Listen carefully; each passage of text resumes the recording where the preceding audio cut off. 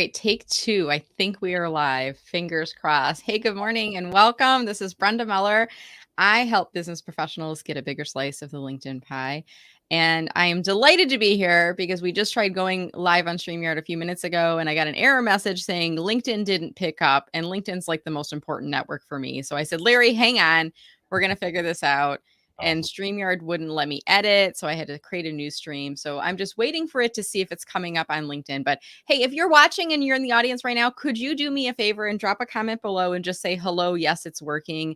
I would really, really, really appreciate that because otherwise I don't know. If StreamYard says they turned the baton over to LinkedIn and nobody's picking it up, then we could be just talking to ourselves, which is okay with me, Larry, because I enjoy talking to you. But while we are waiting for those comments to come in, Larry, how are you doing this morning? I'm fabulous. Thanks for having me.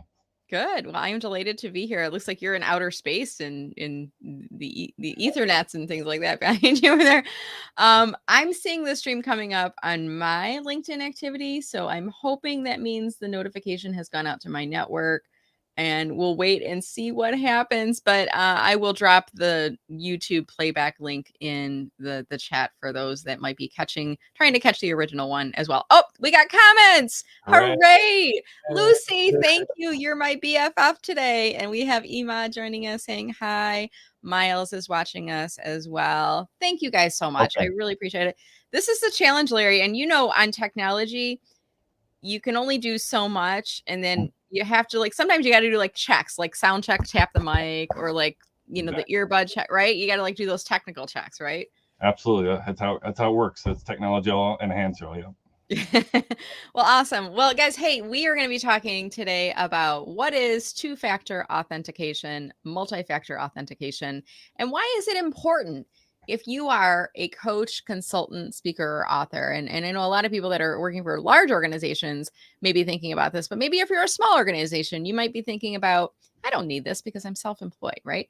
So we're going to jump into that in just a few minutes. I'll ask you guys to continue to drop your comments in. I will pull them up on screen, and I really appreciate you dropping those in. But while you are doing that, I want to introduce you to Larry Miller. We must be like distant cousins because Meller and Miller are like one letter apart. Exactly. But Larry, for people who haven't met you yet, can you tell us a little bit about you? Who are you? Who do you help? And maybe a little bit about your business. Great. Well, thanks again. So my name is Larry Miller. My company is Connected Geek. I've been in IT for about 30 years. I've done everything from corporate environments to just crawling underneath the desk and plugging a cord, wiring Wi-Fi based environments to just helping somebody switch out their hard drive in the computer. Along the way, I've learned a lot about technology, learned a lot about people, and learned a lot about how to keep those things secure. And that's one of the reasons why we're talking today is how do we keep ourselves safe in this ever-growing technology world with everything from chat GTP to just every day on your phone, trying to keep yourself safe from hackers potentially, or just trying to make sure your data is safe. And that's what we're here to talk about today from what we're going to do. Yeah. Awesome. So this is your own business, Connected Geek. I'm guessing you come from a corporate role where you were doing these things before starting, or have you always been doing this?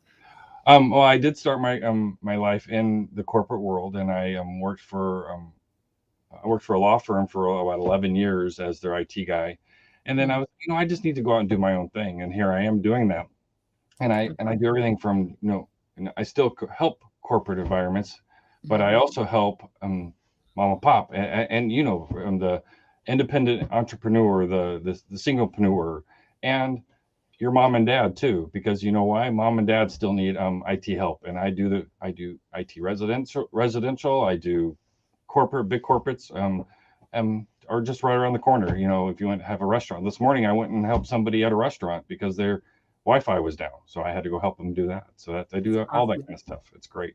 And I remember when I don't know, about 2 years back, maybe a year and a half, I'm not sure, but I was having some issues with my website and domain, and it was like a GoDaddy hiccup and others. And I was talking to my friend Tina Marie Wellfield.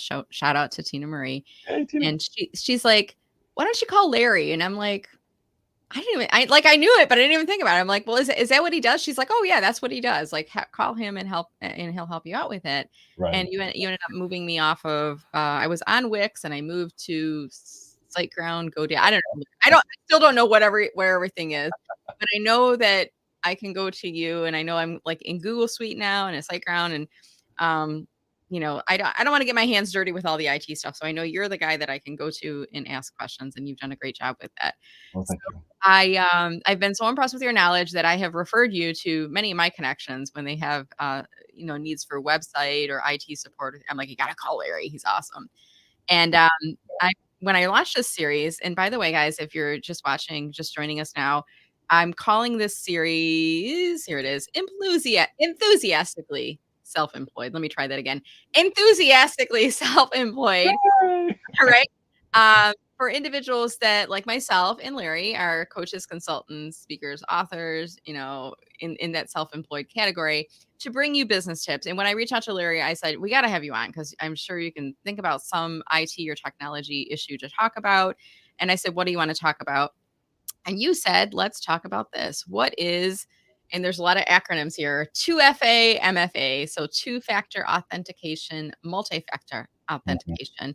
And I said, good, but how can we tie it back to our audience? So we're also going to talk about why is it important for you if you are self-employed. So let's start by breaking this down a little bit. 2FA, MFA, and there's a process in LinkedIn that you can set up two-factor authentication. I'm not sure if I know the difference between 2FA and MFA. Maybe they're the same thing, Larry. So why don't we start with you telling us what are these things, these acronyms? Well, I'm actually going to give you three today. So, Ooh. two-factor authentication is basically is something you have and something you know. So, basically, what it comes down to is you log into a system, any type of system that takes a username and a password. Then it's going to say, okay, send yourself a code like via text messaging or through what's called an authentication app. There's a whole bunch of different versions. Google has one, Microsoft has one. There's one called Authy.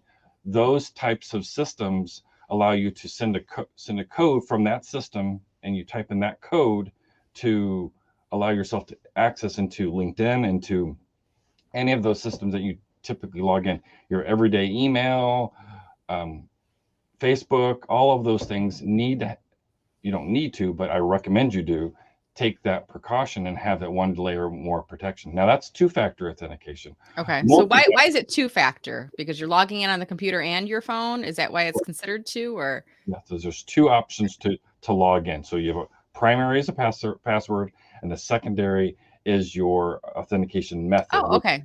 which So is it's the the code. phone Yeah. or the authentication app you can Yeah. get on your Okay. phone. Back in the day, it was called an RSA token. I don't know if you've heard that term I before. remember that. Yeah, I haven't heard that in a while. What does Right. So, RSA mean? it was, to be honest with you, it's been so long I don't remember. I That's think okay. It's not the same as RSS feed, and maybe somebody watching will remember because now we're going into the Wayback Machine here. But yeah, so our RSA token. I don't know. RSA token was like a little tiny box. I mean, like literally this big, and it had a code that kind of rotated, and you put that Mm-hmm. code, which is basically today's new version of the authentication app that you put on your phone. Okay, So gotcha. they just moved it to your phone, basically. Now, Gotcha. multi-factor authentication Mm-hmm. is you got a password and additionally that security code or biometric data or a physical key. So like you put your fingerprint on it, or you have like a little USB stick you put inside of the computer. Mm-hmm. Those in collection with the password, the code that you get, and maybe your fingerprint or your, Yeah. It um, seems like a lot. It's like we're it behind Fort is. Knox in here, right? Have you ever seen Mission Impossible, or Yeah. they go up and put their eyeball up to the thing? Right. That's multi-factor authentication. So you're allowing yourself to have more uh, ability to recognize who you are to get access to that system, to that Hmm. whatever you're getting into. Yeah. So and I've then heard when you talk about fingerprint, I've heard of like and my kids are old enough and they've got their own phones now, but I've heard of like, when you have the fingerprint app on your phone to make purchases on Amazon, like after mom falls asleep on the couch, they grab her hand and they put her thumbprint on there. And I'm like, Yeah, yeah, oh my God, it's kind of brilliant. It's a little scary to think about too, but it's Yep. kind of like the minds of children sometimes, Oh right? yeah, they love to circumvent the system any way they can if they can try Yeah. it. Now, the last thing this is an additional thing, but it's important to note that there's a third option. It's called Okay. risk-based authentication, or RBA. Okay. Now, risk-based authentication is in conjunction. So take everything you've already learned to this moment. So the 2FA and the MFA, you Mhm. apply that to this RBA, and that comes down to where you're going to be, like, you need to know where the computer is. Yep. So a perfect example of this, a lot of banks do this, where you have to um, put a piece of software on your computer, or you Mhm. need to tell that bank that your That I'm IP traveling to Phoenix, so when they start to see charges on my card, they're yeah, not something like, like that. Yeah, "You're um, not in Phoenix, right?" exactly. Okay. The you could tell the bank that you know what an IP address is, right? Do you Yep. understand what an IP? So an IP address Yeah, is I appreciate that you asked me because like most questions that you will ask me, Larry, I'll be like, I probably should, but I don't. But yeah, IP address is like it's a unique address, a web address for your computer, but you correct, can scramble those too. Like you can create an IP address that's like in another country and right? it's not And your real one, and right? that's through like a VPN. So Yeah. if you put a VPN on your computer, you can connect to Israel, and then you Hmm. come back to China, and then to Europe or wherever you want to go, and and then come back to America. So then it could do a Hmm. round robin, and no one will. That's what the movie's kind of like. It, they kind of make fun of it, but it's really a truth. You can do it with a little bit of work. Anyway, going back to risk-based authentication. So you get that Okay. IP address and you tell the bank that, hey, this is I'm logging in from this specific IP address or this range of IP addresses, and Hmm. I can only access the bank through this particular system, only through the specific time frame if you wanted to. So that's why it's allowing Mm. you to. One of the biggest factors in our world is identity theft, right? Yeah. So two-factor authentication, multi-factor authentication, and risk-based authentication. Can't even speak the word today. Uh, Yeah. No, it's a mouthful. I mean, it was like I was like putting this up on screen. I was like, it's a lot. I mean, we does hear about these acronyms. I mean, what we're really talking about is security and managing risk and exactly lowering our risk, right? right, and the only way to do that is to have these things in place. Because Mhm. to go back to the topic at hand, you were talking about speakers and authors, and Yeah. your words that you write or you express or how you convey Hmm. are your intellectual property. Sure. Those things are part of who you are, and Hmm. the only true way to protect those is to truly pay attention to your security methodology and how you communicate with the world. In Hmm. today's world is so vast, where you, like I mentioned earlier, you can do the chat GTP, and something can an AI can write your words now. Well, Yeah, it's crazy. Yeah. why would you want to not keep your words safe? And Hmm. the best way to do that is to keep them password protected on your computer. And Hmm. I'm going to go on a password rant for a second. If you do not have a password on your local home computer, you need to do Hmm. it today. Add one. Okay. Just clicking sign in today to log into your computer does not keep your data safe.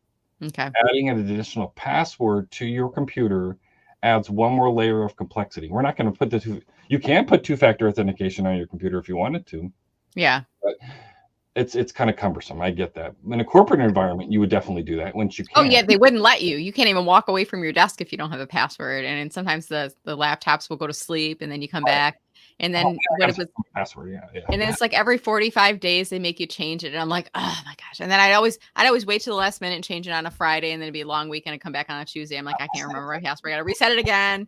But I know it's for security purposes to make Yeah. sure nobody can walk into the building and get into our company. But I think when we are self-employed, Larry, we don't think about security and risk. And you're even thinking, like when you said that, you're like, you should have a password on your home computer. And I'm like, huh, do I? I don't know. I don't know if I have one on my home Most computer. likely I you don't. Most I people don't. might, But I feel like there's been times where, when I do presentations or I'm out at places and it's like, I just need the speed of getting my computer back up again. I got to like take the sleep thing off, take the passwords off, like just get it ready to go. But Right. then, let's say I leave my laptop in the car Mm-hmm. and I run into Target real quick. Someone breaks into my car, steals my computer bag. My laptop is now gone. Mm-hmm. Now there's some risk at play there. And not only can they, I mean, potentially if I don't have a password on my computer, they could get into my computer, but let's say now they get into my social media accounts. Exactly. Posing as me. And I think about Larry and this is your social media is your reputation online. People think when Brenda Meller is posting on LinkedIn, it is Brenda Meller. So what if somebody were to hack into my, grab my laptop, steal my laptop, get into my LinkedIn and post something very inappropriate or unprofessional or illegal, Right. there's a lot of damage control you'd have to do to clean that up. Right. So talk to us about, I mean, do you think it's something we should have across all of our social media, setting up multi-factor authentication, or only certain ones, or what are your thoughts there? No, I think you should have it on everything that you if it's available, and probably 95% of the websites out in the world today typically have it. It's the 5% that they're just startups, or just a mom and pop website with just static information. They kind of, but you can get plugins for your website to do that if you have like a WordPress or what have you. It's imperative to make sure that data is safe, and if you can afford to do and it only takes a couple extra minutes to do it, and it is kind of cumbersome sometimes. Oh man, where's my phone? Where's that code again? Oh, I got to do the code. But you're protecting your data, and that's really the most important piece. And so what I would about do it for people that they're busy? Maybe they have a VA, a virtual assistant, or somebody helping an agency helping to manage their social media, or a consultant or coach doing their social media on their behalf. So there's multiple people accessing their account. Now I've heard of sites like OnePass, and I know there's other ones out there where you can like put all of your passwords in one site. Does that still work with multi-factor authentication, or does the code still go to your phone for that? Now it depends on the system, but a lot of times you can set up like an authority inside your system. So you have to grant access, and then they can get their own account or their own authentication. It really comes down to the site or the systems that you're plugging it yourself into. A lot of times they'll let the person have their own authentication method inside of that. If not, then you are going to have to buckle down and send the code to that first person for them. But truthfully, I would be more, it may be cumbersome at the onset of it, but I would like to know when people are accessing my data, because that's my data, that's my identity. You're talking about social media being, who we are online today. If we are not actively participating in our everyday life online or doing it by proxy with somebody else, it's still good to be part of that conversation inside of your head with that person. If you're not doing it, then I think you're not you're neglecting yourself and possibly getting identity theft potentially in your life, and nobody wants that. No, and that's a whole big I'm just trying to say that's no, and I think of what's important for people too, Larry, and tell me your thoughts on this is, when you first are getting started, you might not have large followings on social media, and you might be like, nobody's going to target me. Who cares who I am? My business is not that big. I'm not that important. I'm not a celebrity. I'm not like a CEO. Who cares? But then, it's at some point, I think, I've heard it's almost like a game for the hackers. Like, how many accounts can we get into and what kind of damage? And it's not even like they want to do anything to pull money out of your business. They just do it for bragging rights, for the humor element of it. I mean, what do you know? What can you tell us from the, I mean, have you heard this too, or what do you think? Yeah, it's been happening as long as hackers been around. What they want to do is they're kind of vain, if that's the best way to say it. They want to say, okay, I created this thing to cause this havoc, to cause this thing, and so now my name is out there. And luckily there's a lot of antivirus, anti-malware, anti-things to help people through that. But the number one thing that lets people into their systems, the number one thing lets hackers do their thing, is human nature.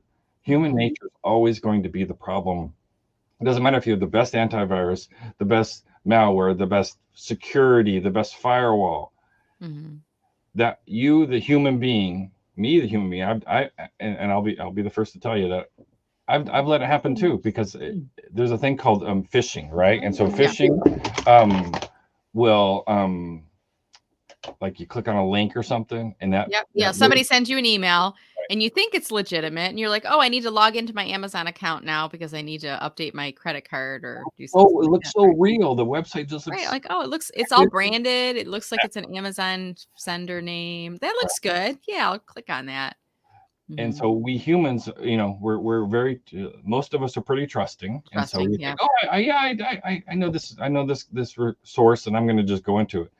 But that's where, why am I not getting my two-factor authentication when I click into Amazon? Well, it's because they're trying to steal your data. They're trying to steal your password, and that does happen. And going back to the password rant for a second, if you feel that you are compromised in any way, shape, or form, where you get one of those phone calls from those people that say, hey, your car insurance, or hey, your computer's been hacked.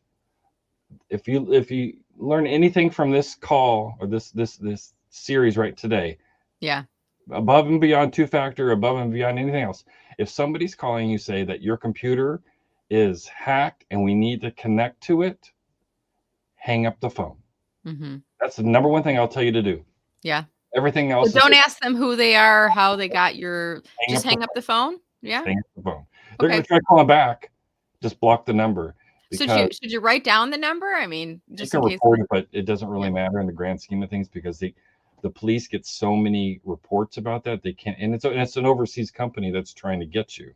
Oh, okay. But that's not that. If you learn anything out of this series, so hang up the phone, and then what? Should we go back into our computer and check and make sure we can still get in? As long as you don't click to allow them to connect to your computer, you're safe. Okay. But all they're trying to do is trying to get access to your computer, then get access to your systems, get access to your money, and then as soon as they get connected, you're instantly vulnerable. Yeah. And I would contact a local IT person and have them do a deep scan, or me. Right. I mean, well, gosh, Larry's right here. And by the way, for people that are watching this, you might be like, I know Brenda had somebody on her show who's into IT and security, and I can't remember. Like, you could reach out to me and I'll be like, yeah, you got to call Larry, but yeah, it's important to think about what's the problem. Like, we never want to be in that situation, but it's similar to like none of us want to be into a car accident, but we try to drive safely, and sometimes things happen. And that's why we have car insurance. And that's why we keep our car insurance, slip inside our glove box, so we can, in a moment of panic, you're like, what do I do? Call my insurance company. And they're going to be a sane, level-headed person that's going to walk you through. So similar when you have situations with computer hacks or people getting into your accounts. And Larry, sometimes I get people calling me in a panic. I can't get into my LinkedIn account. I can't get into my Facebook. I can't get into my Instagram. And then, I got to put on my detective hat and kind of walk through and try to figure out what happened. But sometimes, like you said, I've had a friend once who got a message. I think it was an email from Facebook saying, you need to click here to update your password. And she clicked it because it looked like Facebook. And lo and behold, that wasn't Facebook. It was some, company overseas. They got her password. They got into her account. And then to get back in, Facebook was trying to prove that it was her, but now they had her access to her account, so they changed her personal information. I think she ended up having to scrap her account and start over from scratch. But when you're in those situations, I mean, it's kind of hard, isn't it, Larry? If you're in the middle of it, like it's really difficult to get out of that. Because you want to either log in and you have this great message you want to tell the world. It's just, for example, using you as the example. You want to talk about your the series, this enthusiastically self-employed, and hypothetically you got hacked and you wanted to, and you couldn't get into the system to tell the world that this is going to happen this next week. You're under a time crunch and you get frustrated, and we humans tend to do that. When we get frustrated, we tend to panic. And what I always tell myself and people around me, if I can, is just take a deep breath. And if you can't figure it out, you call a professional and say, hey, listen, sometimes it may cost you a couple dollars to do it. But at the end of the day, you're saving your time, your effort, and your data. Yeah. I mentioned earlier, what a lot of your audience are intellectually property-based, mindset, and they everything that they say, create and do need to be properly protected. And if the only way to protect it is to do the best you can to mitigate that, and to mitigate that is having a security methodology in place: two-factor authentication, multi-factor authentication, RBA. So risk-based authentication. That's good. So we got 3 acronyms. So I did get a question already coming in, and I'll remind our audience, if you have a question for Larry, feel free to comment below right now. We're going to start to move into some Q&A and some dialogue. And we have a question from Miles. I think you kind of talked about this already, Larry, but how do we set up for a two-factor system? Is there a way you can do it across the board for every website and social media platform that you use, or is it like site by site? It's typically site by site. However, if you're going to use like an authentication app, like now, a 1Pass. I'm familiar with 1Pass. I'm not sure if there's others out there, but is that the same thing? Well, 1Pass has an authentication app as well, so you can use them to not only store all your passwords, that if you want to keep that. 1Pass is one of them. LastPass is another one, but LastPass had some issues last year. And if you're not comfortable with LastPass, that's fine. They're doing their best to mitigate that right now. However, 1Pass is a great system, so you can share your passwords with folks securely and in a timely manner, and then they'll never see the password. But going back to the authentication method, they have an app that'll give you that code, the 6 or 7 or 8 digit code, to type into the system. Now, whatever system you're trying to get into. Now, Google has one, Microsoft has another one, Authy, AUTHY has another one. Okay. So when you're setting up a system in place and they ask for an authentication app, you can use one of those to be your authentication methodology outside of sending it to your phone and getting the code that way. Okay. But if you need help with that, reach out to Brenda or myself, and we can walk you through that. Okay. Or help you through that. And since we're on LinkedIn, Larry, what I'm going to do right now is just share my screen for folks that are watching. They may not even be aware there's a way that you can do this on LinkedIn to set up two-factor authentication. So I'm just going to show. I'm on your profile right now. I'm not going to go into your profile, but on LinkedIn, if you click under the Me icon, you scroll down under account, and there's a link for settings and privacy. And then once that logs, it's kind of like, you have to think about what category would it fit in. Well, data privacy sounds about right to me. I think it would be under data privacy. Let's see if it's under here. That's not under I believe it's under sign-in and security. So why would they put it under? I guess sign-in and security. You're right. Sign-in and security. Thank you, Larry. So we go under settings. We go under sign-in and security, and we see two-step verification. Now mine says on, if you've never turned it on, the default will be off. And then to set up the process, I have this enabled with my phone. So it says to send into your phone number ending in the last 4 digits of my phone number. You can click on inside LinkedIn, you can click on learn more, and they'll talk about, how the whole process works. You can certainly look inside there, but that's how you do it on LinkedIn. And I tell all of my clients to do this. And even, I know there's some organizations, some individuals that, like I said earlier, have a VA or executive assistant or somebody, maybe an intern or somebody helping them with their account. So they're logging in on LinkedIn. And I think, there's rules about terms of service on LinkedIn. You are using your account, LinkedIn says nobody else should be using it. But I think they kind of look away at some of the big executives and organizations, knowing that people are going into their account, helping them manage it. Right. So, if you're ever sharing your password with someone, you'll have to get the two-factor authentication in place and say, okay, I'm going to be in front of my phone. When you log in, I'm going to get a code so that you know that it's you. Right. So that's how you do it inside LinkedIn. And I was talking about this morning in a pre-show, and I said, it's interesting because I went into Twitter the other day and I got a message saying something about two-factor authentication, click here to enable it. And then I got a message, I clicked on it, and it took me to a page where it said you have to sign up for Twitter Blue. So now I have to pay to add two-factor authentication to my Twitter. And I'm like, doesn't that seem a little crazy and backward? Like, why am I having to pay for verification? And tell me what you told me. And I thought this was really interesting. So basically, prior to the check mark, you had to go through a rigorous authentication method with Twitter. You got to send your driver's license, you got to prove who you are, and then there's a vetting period that goes along that. And then, oh, lo and behold, you would get the blue check mark after they have verified your identity truly and succinctly.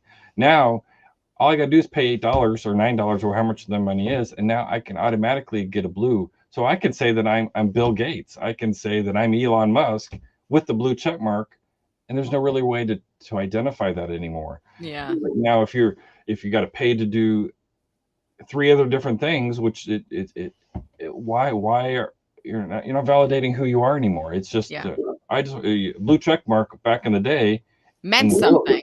It meant something, right? Now, I mean, really, it should be a $sign instead of a blue check mark, because it just means that you paid for that. And it's kind of a little bit crazy on Twitter too, because we see once they instituted the new policy under Elon Musk, it's there were all these fake accounts that were coming out, and I can't remember the name of the company, but somebody created a fake account and said insulin is now free, and their stock dropped, and they went on, as soon as they heard about it, and say that was not us, it was a different account. And it just shows you the risk and the potential out there when people can pose as you for large organizations. But going back to, and maybe as we start to wind down our conversation, we're here talking today for those that are self-employed, and they might think they don't have the same risk as the big company. But I love the point that you have about your business. For a lot of us, your business is you. It's not widgets and products and gizmos and gadgets. It's the knowledge that you're sharing with people. So as we start to wind down the conversation here, Larry, I want to pull up your LinkedIn profile up on screen, if you don't mind. And are you open to connecting with people if they want to learn more about this or have some questions? Absolutely, bring it on. I'm here to help. Bring it on. That's awesome. And what I would recommend is if you do go to Larry's LinkedIn profiles, Larry Miller, Miller, and his company is Connected Geek, so you'll see that on the profile when you go there. I don't think that you have creator mode set up. So I think when we connect with you, we'll see the connect button, not follow. Does that sound right? Or do you have, no, it looks like you have it set up. I do. You do have it set up, because I see you've got the fancy web link that says Connected Geek Solutions with the blue link that's on there. So when we go to Larry's profile, if you want to connect with Larry, you're going to see the follow button will be the big blue button. You want to click on more instead. And then underneath the more button, you'll see an option that will say personalized invite or connect. Just mention that you saw him on the show with Brenda, and I know he'd be happy to connect with you. Absolutely. That's awesome. All right, Larry. So what else do we need to know? Tell us about your business. And let's say someone watching this is like, maybe I should call this Larry guy and see if he can help me out with X, Y, and Z. Tell us the X, Y, and Z of your business. What do you do? What are the services and products you offer? Well, as my website is indicating over here, I do IT for small businesses and residential. So your mom and dad, if they need help, have them give me a call. I can help. Wait, literally, I can, like, the next time my dad says I'm having an issue with my Gmail and internet, I can say call Larry instead of me. Can I do that? Really? Bring it on. I can help. Larry, you don't know what door you just opened. That was a big Pandora's box there.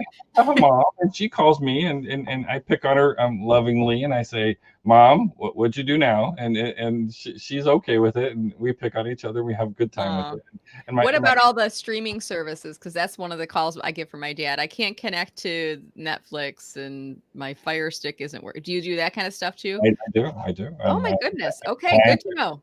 Yeah, does what needs their Fire Stick and their Apple TV, all that stuff to connect to their. I can't get them all to work on the same remote or whatever. So I'm all that and in the thing.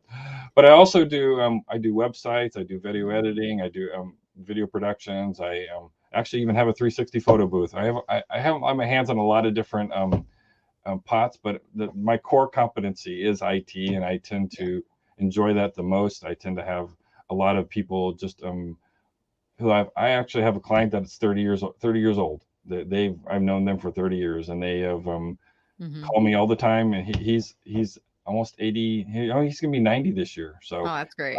He's an awesome individual, and it's just great to have that kind of customer loyal base. And we talk about everything from his laptop not turning on to why can't my TV turn on? So I mean, it's everything and then some, which is great. And I love it. And no judgment, Larry. You're not going to be like, you seriously can't turn your TV. You don't like question people on it, right? It's okay. It's what I do, and I enjoy doing it. And IT has always been a passion of mine, and I feel like it's not only just a hobby, but it's a vocation. And yeah, it makes you happy, right? When people call and ask a question and you can solve the question for them, that makes you happy, right? Yeah. that's my fun. That's my fun for the day. Yeah. That's awesome. Well, I love it. So you guys can see why I refer people to Larry all the time. And the most recent projects I think I've sent you have typically been like website design. I think there's been a couple people that have needed some IT support and they're now self-employed and they don't have. And we were joking about like we can't call IT in the morning anymore. And you know, there's services out there. I think Best Buy has like a Geek Squad or something. But I always kind of feel like I'd rather work with a real person, like a one person. I'd rather work with a Larry Miller than have a bunch of people to talk to. So I will continue to provide referrals. Now that I know a little bit more about your business, I might provide some more referrals to you as well. So that is exciting for me, Larry. So as we wrap up, we're talking today about multi-factor authentication, two-factor authentication, and what was the third one that you said? Risk-based authentication. So we talked about three things. Any final thoughts for folks that might be watching who are self-employed? As I mentioned earlier in the conversation, I think it's extremely important that if you have a question about two-factor or authentic or security in general, yeah, reach out to if you can't get a hold of me or somebody that's local to you, search online for security to help yourself be more secure in not only in your home, and just pay attention to how you're interacting with the internet. It's such a vast and wonderful and scary and awesome place. Yeah. And there's so many different wonderful things to do on it, but keep yourself protected as best you can with just at least with two-factor authentication. If you do at least that, you're helping mitigate and control the baddies out there, and we don't want the baddies to come back and get us. So that's good. And it's worth the extra time. I think the big takeaway too. It's like, well, it's an additional. It's the same reason we wear a seatbelt when we're in the car. Yes, it takes a couple seconds to get you securely snugged in there, but it's going to give you more protection if you were in an accident. So good advice from you today, Larry. Larry, thank you so much. This has been a delight chatting with you. And I think this is your first time being on a LinkedIn Live. Is that right? Yes, it is. Thank you for having me, for sure. Well, it's a delight. And, looking forward to sharing the video. We did have a little bit of a tech hiccup in the beginning, so I'll make sure that I'm sharing this out and getting this into people's hands because there's really great information in here. With that said, Larry, I think I'll be seeing you. Will I be seeing you in Frankenmuth this summer too? I will. I will be at HR Unite. I will be there. Awesome. We'll give a little shout out to the HR Unite. I'll put the link down in there. I'll be doing presenting, and I think Larry will be helping with AV at that event as well. So if you'll be up in Frankenmuth and you work in HR, you'll be seeing us there. With that said, guys, I want to ask everyone who's watching this, whether you're watching this now live or in playback later, wherever you're watching this from, could you do us a favor? Leave a comment below before you're done watching the video. Let us know if you found this helpful. And then share the video out if you could. If you haven't posted on LinkedIn this week, this month, this year, you can click on the share button, share this video, tell people why they should watch it, something that you learned from watching the video. And if you do so, tag Larry and myself, use that @ sign and type in our names, and then we'll get a notification that you've talked about us in the post. You never know who you're going to help when you're doing that. And you never know who in your network might benefit from some of these security hiccups that they can have.